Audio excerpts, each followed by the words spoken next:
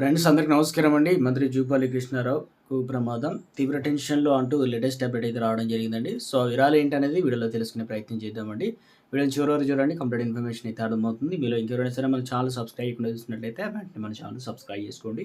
ప్రభుత్వం నుంచి వచ్చే లేటెస్ట్ అప్డేట్ అన్ని కూడా అందరికంటే ముందుగానే అందించడం జరుగుతుంది. అదేవిధంగా లైక్ చేయడం మర్చిపోతున్నారు. వెంటనే లైక్ చేయండి. లేట్ చేయకుండా వీడియోలోకి వెళ్ళిపోదామండి మనం. సో, 'పుష్ప' సినిమా విడుదలైనప్పుడు ఆ సినిమా విజయోత్సవ సభలో ముఖ్యమంత్రి రేవంత్ రెడ్డి పేరును అల్లు అర్జున్ మర్చిపోయారు. ఆ తర్వాత ఏం జరిగిందో ప్రత్యేకంగా చెప్పనవసరం లేదు. ఏకంగా అల్లు అర్జున్ జైలుకి వెళ్లాల్సి వచ్చింది. ఇక ఆ మధ్య సంగారెడ్డి మాజీ ఎమ్మెల్యే జగ్గారెడ్డి ముఖ్యమంత్రి పేరు కూడా మర్చిపోయారు. కిరణ్ కుమార్ రెడ్డి పేరును సంబోధించారు. ఆ తర్వాత సారీ చెప్పారు. ఇప్పుడు ఈ జాబితాలో తెలంగాణ ఎక్సైజ్ శాఖ మంత్రి జూపల్లి కృష్ణారావు చేరిపోయారు. మంగళవారం విలేకరుల సమావేశంలో మాట్లాడుతూ అన్యాపదేశంగా ముఖ్యమంత్రి కేటీఆర్ గారు అంటూ వ్యాఖ్యానించారు. తర్వాత వెంటనే నాలుగో ఖర్చుకొని ముఖ్యమంత్రి రేవంత్ రెడ్డి గారు అని పేర్కొన్నారు. ఇక ఈ వీడియోను సోషల్ మీడియాలో గులాబీ శ్రేణులు విపరీతంగా ట్రోల్ చేస్తున్నారు. అయితే ముఖ్యమంత్రికి సొంత పార్టీ నాయకులే గౌరవం ఇవ్వడం లేదు.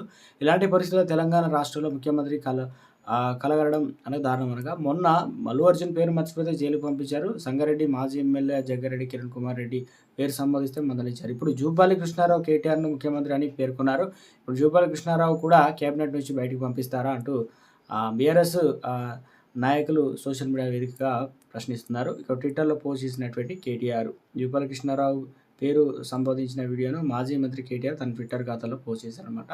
సో, మొత్తం మీద అయితే ఏం జరుగుతుంది ఏంది రాష్ట్ర రాజకీయంలో అనే విధంగా సంచలనంగా మారింది. ఎటువంటి ప్రమాదం పొంచి